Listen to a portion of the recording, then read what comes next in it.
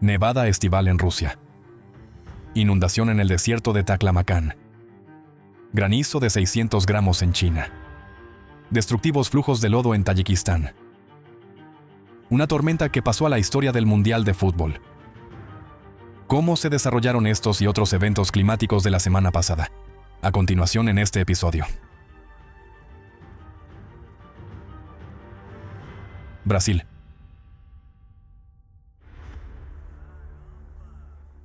En Goiânia, capital del estado brasileño de Goiás, la noche del 14 de junio se produjo una tormenta histórica, extremadamente atípica para esta época del año.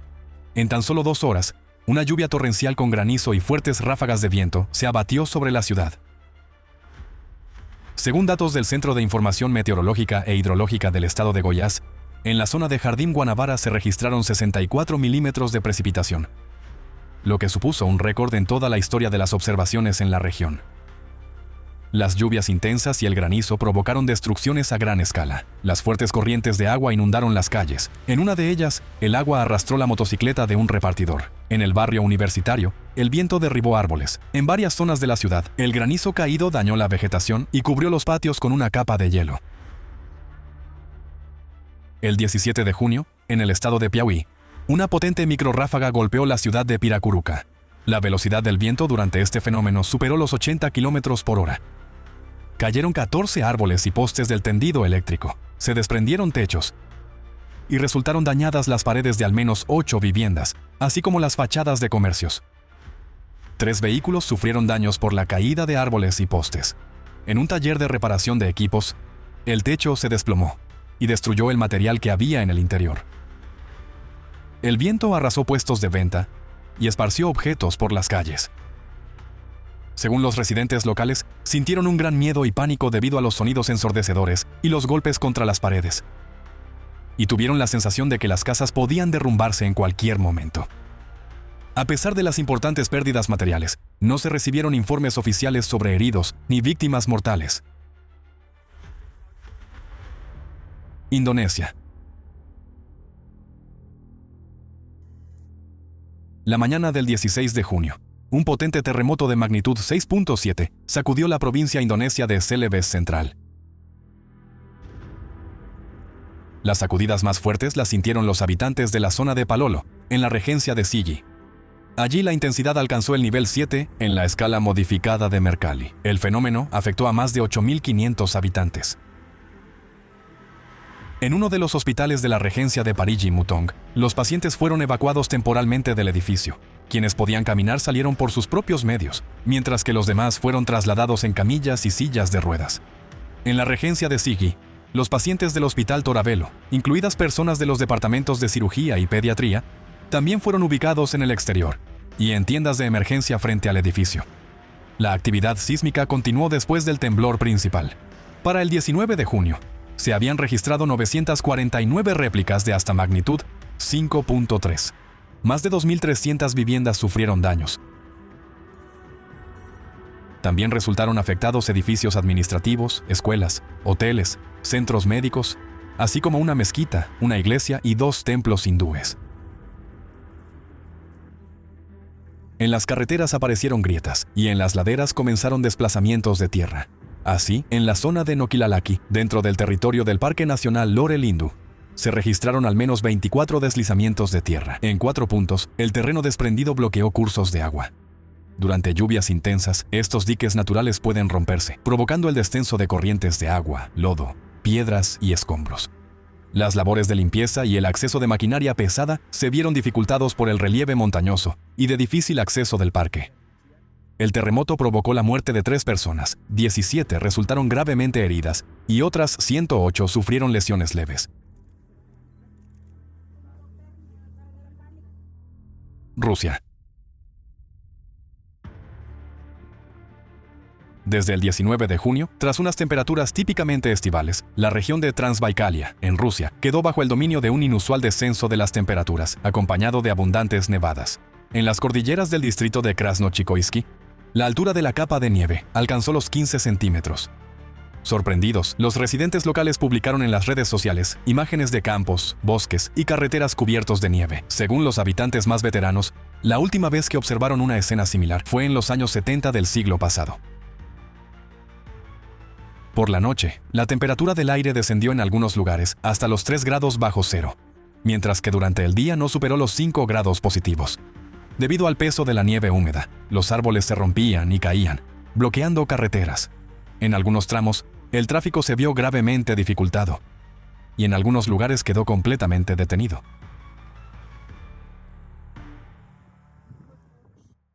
Tayikistán.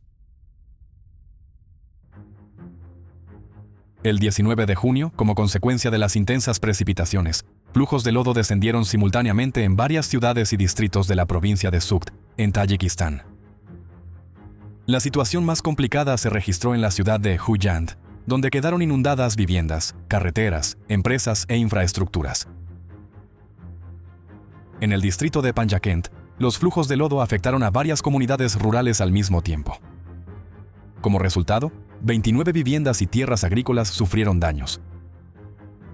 El fenómeno también alteró el funcionamiento de los sistemas de riego y de suministro de agua potable. Cabe señalar que junio en esta región es uno de los meses más secos del año, por lo que lluvias de tal intensidad constituyen un fenómeno extremadamente anómalo. China.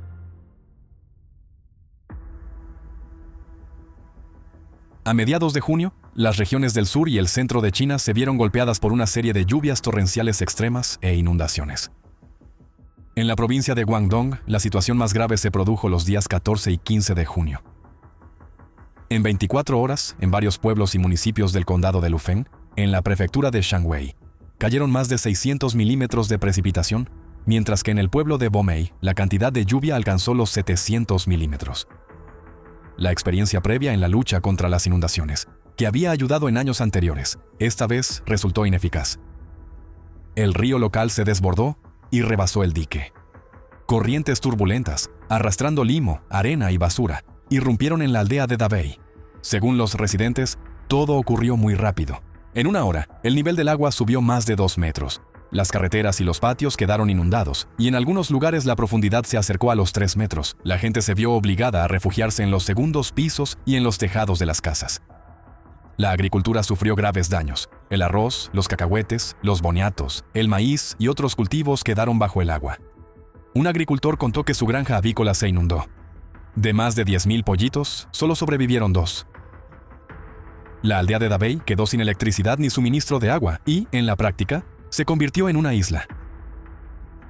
A los equipos de rescate les resultaba difícil trabajar incluso con botes de goma. Las estrechas calles rurales, los obstáculos ocultos bajo el agua, las barras de refuerzo y los escombros impedían el paso. Por eso, los pescadores locales se sumaron a las labores de evacuación. Utilizaron pequeñas embarcaciones y balsas de bambú para trasladar a personas mayores, niños y enfermos, así como para llevar agua y comida a quienes permanecían bloqueados en los pisos superiores. Desde el 18 de junio, una nueva ola de lluvias torrenciales extremas golpeó la provincia de Hubei. En la ciudad de Wuhan, la lluvia cayó durante varias horas seguidas por la noche. En la estación de Shahu, la intensidad máxima fue de 70 milímetros por hora. Los residentes locales comparaban el aguacero con el ruido de una cascada junto a sus casas. El Ministerio de Recursos Hídricos de China informó de que, en 20 ríos pequeños y medianos de las provincias de Chongqing, Guizhou, Guangxi y Guangdong, el nivel del agua superó la marca de alerta. En la provincia de Guangxi, las fuertes lluvias comenzaron el 15 de junio. En algunas zonas, el agua bloqueó carreteras. En el condado de Hangzhou se registraron erosiones y derrumbes de la calzada. La segunda ola de inundaciones en la provincia, aún más destructiva, se produjo los días 20 y 21 de junio. 21 ríos, en 24 estaciones hidrológicas, superaron el nivel de alerta. En algunos lugares, el agua se elevó 3,7 metros por encima de la marca crítica.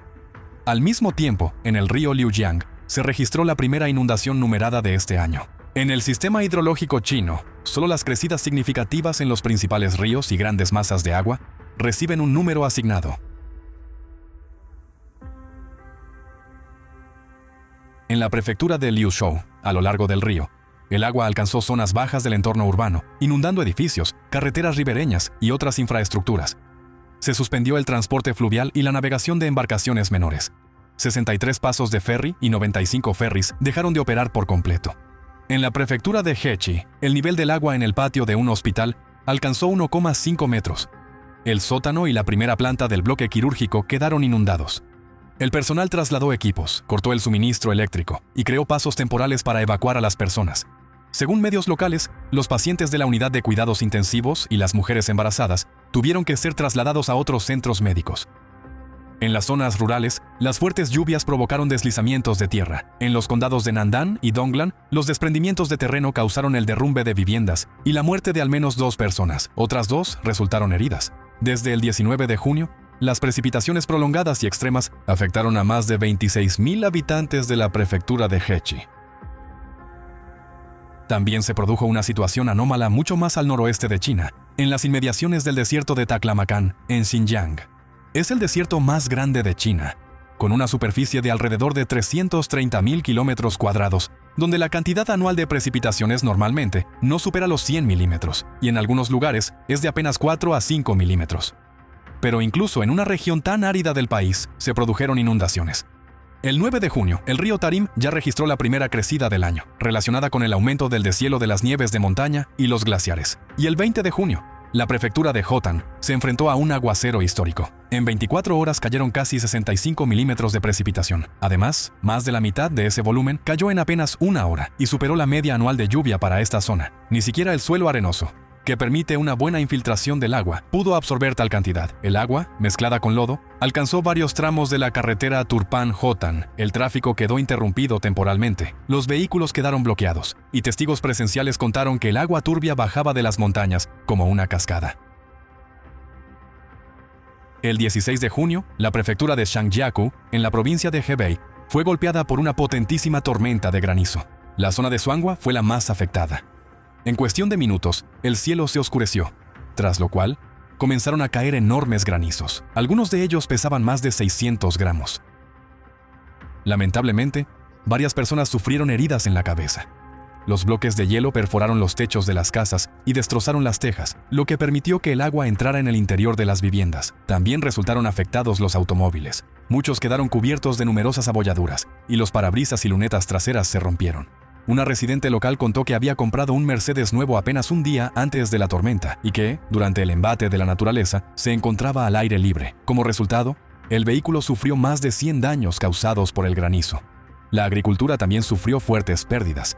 Quedaron destruidos cultivos de hortalizas, cucurbitáceas y frutas. El 18 de junio, tras una nueva alerta por granizo, en las calles de Xuanhua podían verse decenas de automóviles cubiertos con mantas y colchones. Los residentes intentaban proteger sus vehículos de alguna manera ante un posible nuevo golpe de la naturaleza.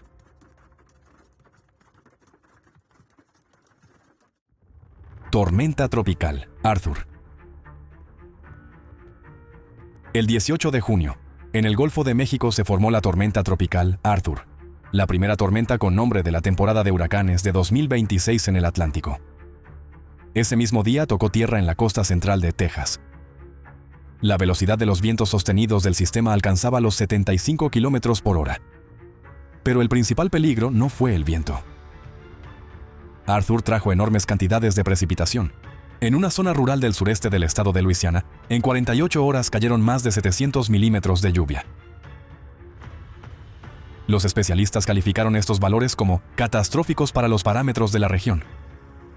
Al mismo tiempo, la intensidad de las precipitaciones en algunas zonas de Luisiana y Mississippi alcanzó los 76 milímetros por hora. Estas lluvias torrenciales no hicieron sino agravar las consecuencias de las fuertes precipitaciones caídas en vísperas de la tormenta.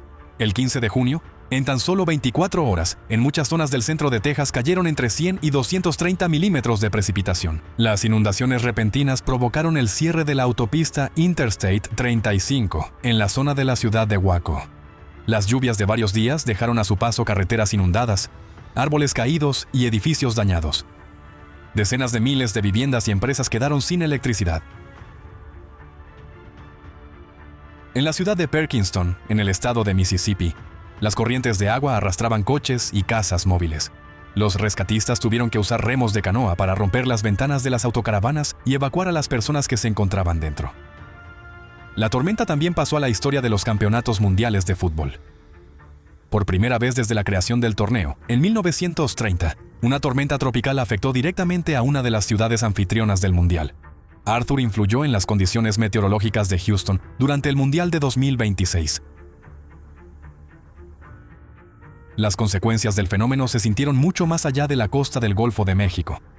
La noche del 18 de junio, un tornado causó graves daños en zonas al norte de la ciudad de Effingham, en el estado de Illinois. Resultaron dañadas viviendas, carreteras e infraestructuras de servicios públicos. El complejo Mid-America Motor Works y el Museo Automovilístico local informaron de daños catastróficos. En la autopista I-57, los fuertes vientos volcaron un camión con remolque. El conductor resultó herido.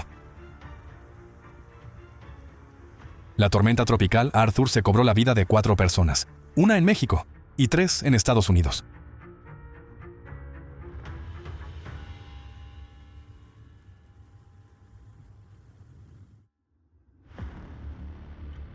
La escala de lo que está ocurriendo va más allá del panorama climático habitual.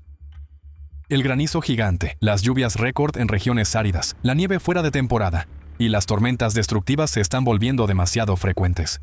Precisamente por eso, el mundo científico estudia cada vez más activamente factores adicionales que pueden intensificar los desastres naturales.